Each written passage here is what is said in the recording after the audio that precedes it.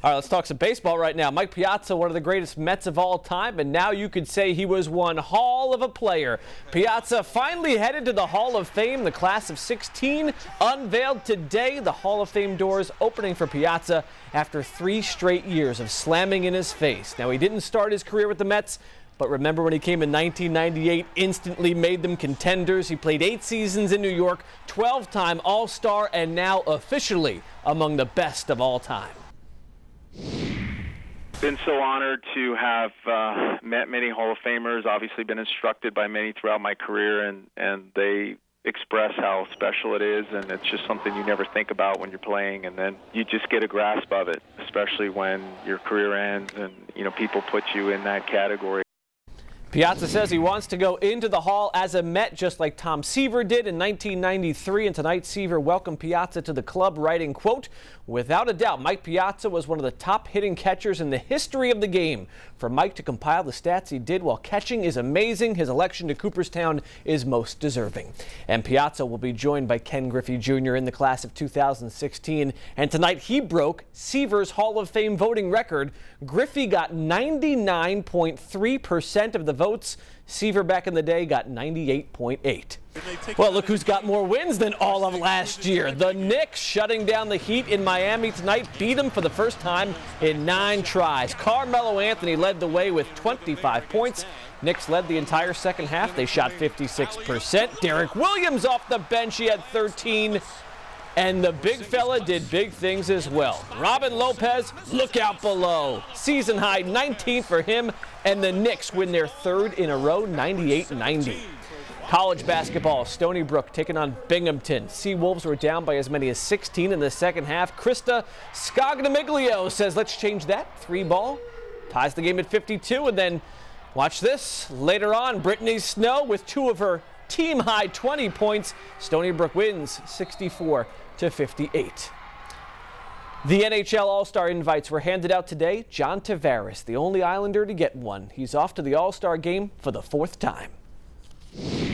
Obviously very excited. Excited about representing the Islanders and participating again. So both times I've went, it was a tremendous experience. But, you know, it's really a reflection of our team's success. And finally, let's meet the winner of the News 12 Scholar Athlete Award, sponsored by Bethpage Federal Credit Union. We do this once a week. His name is Alexander Tassi. His sport is running. His high school is Oyster Bay. His backstory, it's quite remarkable. Alex was born in Russia, and his parents adopted him from an orphanage when he was just 19 months old. So Alex says he doesn't take anything in his life for granted, including every race. He's a 3-time all-county runner, the Nassau County Class 3 cross-country champ. He finished 2nd in the state meet. In track, he made the state meet in 2 different events, and he told me his drive comes from knowing how fortunate he was to end up in the U.S. all those years ago. I was adopted for a reason. I think it's my responsibility to give back to the world. You know, I was blessed, and it's my responsibility to just go out and make as much of a difference as I can. Most people who watch Alex run, catch my ear, they just say he's a beautiful runner. You know, everything's in stride, really, really smooth, really long, elongated strides. And Alex is also tough to beat in the classroom. He has a 97 average and scored 1990 on his SATs, and he would like to attend West Point. He's also an Eagle Scout and the head altar boy at his church. Go there.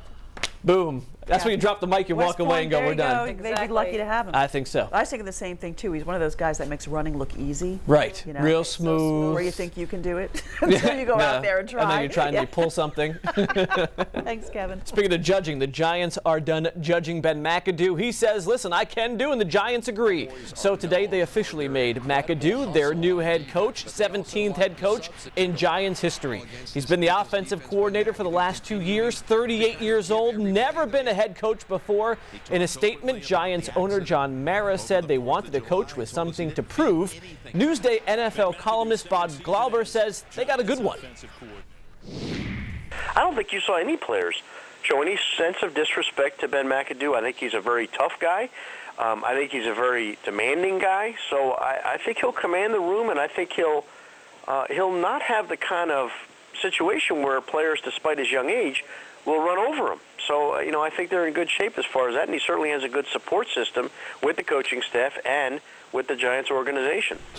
And the Giants' young Padawan will not have to fight their former Jedi Master. Tom Coughlin will not be the Eagles head coach. Took his name out of the running today. He also did not get the Niners job, so right now it looks like Coughlin will not coach next season. Islander star John Tavares is looking for his scoring touch. He's got just 3 goals in the last month. Tonight would be a good time for him to find it. Isles play the Rangers for the second time this season. Jamie Stewart has more from the Barclays Center. Trying to clear, couldn't do it. Martin shot the flex loose, they score! The goal, of course, is to score. And in the Islanders' case, really try and score first. Kind of been really inconsistent for us this year, the way we've started games. For the most part, we've gotten better as games go on. The Isles have jumped out to a 1-0 lead 21 times this season. They've won 16 of those games. Tavares drifting, score! One of those wins, a December 2nd shootout victory against the Rangers. I know it's exciting for the media. I know it's exciting for the fans, and it should be. New York team's battling. I think it's because how tight the standings are, how close it is, and how every game counts because, you lose one game, it's a 4-point game almost. The Isles and Rangers are tied in the standings, which adds even more drama to tonight's game. We just got to make sure that we channel our energy, make sure that we're focused, we're determined, we play desperate hockey, and that's what it comes down to. As I tell the guys, at the end of the night, your work ethic is going to dictate the scoreboard. Yaro Halak is in goal tonight for the Islanders, which is a good thing or a bad thing depending on how you look at it. Halak has won his last 7 games against Henrik Lundqvist, but in his last 2 games since returning from injury, he's allowed 7 goals. At the Barclays Center, Jamie Stewart, News 12, Long Island.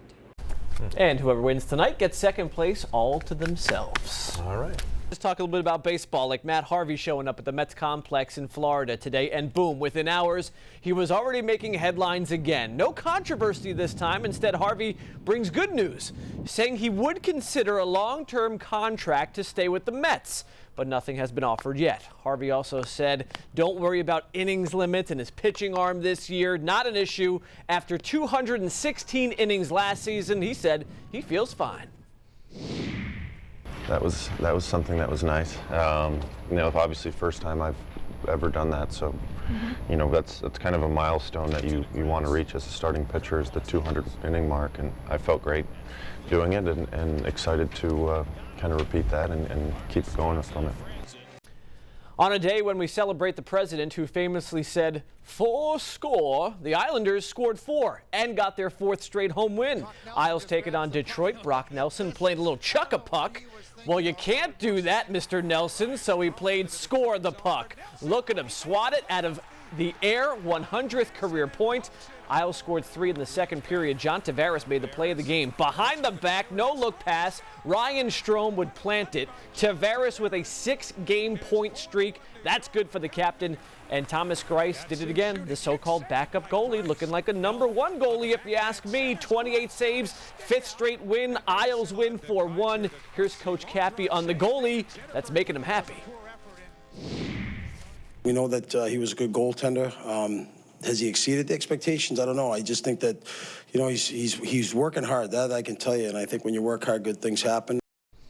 Meanwhile, no game for the Rangers today, but good stuff for goalie Henrik Lundqvist. He is the NHL's 2nd star of the week. After winning his last 3 games, he gave up just 2 goals, got a shutout in there. Rangers, they're off until Wednesday. Hey, and speaking of stars, the NBA All-Stars did it again last night. No defense, no complaints. 369 points, making it the highest scoring All-Star game ever. LeBron James had 13. Give him a couple more for the style on the alley-oop. Russell Westbrook threw down 31. He was the MVP again. LeBron now has more points in the All-Star game than anyone ever. 291 and counting. This was my favorite. Kevin Durant, like the Globetrotters, off the glass, and goodbye Kobe Bryant. Just 10 points in his final All-Star game appearance, but he goes out a winner because the West won 196 to 173. Who needs defense? Good times all around. Second half of the NBA season starts on Friday, and the 2 local teams play each other. Knicks play the Nets at MSG, but we get a few days without the NBA. But the All-Star game, if you like defense, you don't even bother watching that. It was seriously. They should just play the Globetrotters. Right. And it'd be the perfect world. That would be it would be good. It would.